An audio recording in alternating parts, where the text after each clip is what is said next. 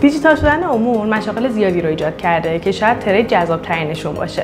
توی این زمینه دوره‌های آموزشی زیادی وجود دارن که ما سعی کردیم 6 تا از کتاب‌هاشو براتون گرد هم بیاریم و توی این فیلم براتون کامل توضیح بدیم. تریدر تازه‌کار، تریدر ثروتمند، شرح رمزارزهای ترید کردن و معاملات بازارهای مالی از زبون یک حرفه‌ایه که به صورت رمانگونه و خیلی جذاب نوشته شده. در واقع گفتگوی جالب یک استاد و شاگرده که با هم در مورد نحوه معاملاتشون صحبت میکنن. خوندن این کتاب فوت و فن‌های زیادی رو در مورد ترید بهتون آموزش میده. تریدر منضبط شاید یکی از معتبرترین کتاب‌ها توی حوزه ترید باشه که باعث توسعه فردی میشه.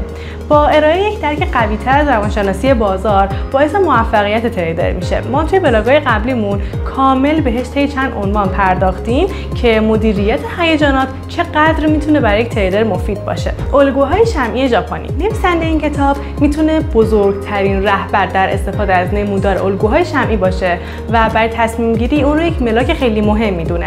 این کتاب یکی از بهترین کتاب‌های حوزه فارکسه که توی تحلیل تکنیکال خیلی میتونه کمک کننده باشه. راهنمای جامع مدیریت ریسک.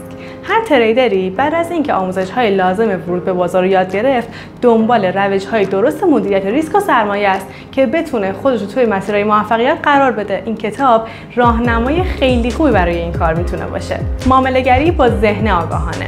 ذهن آگاهی یکی از مهمترین عناوینیه که توی این کتاب بهش اشاره شده.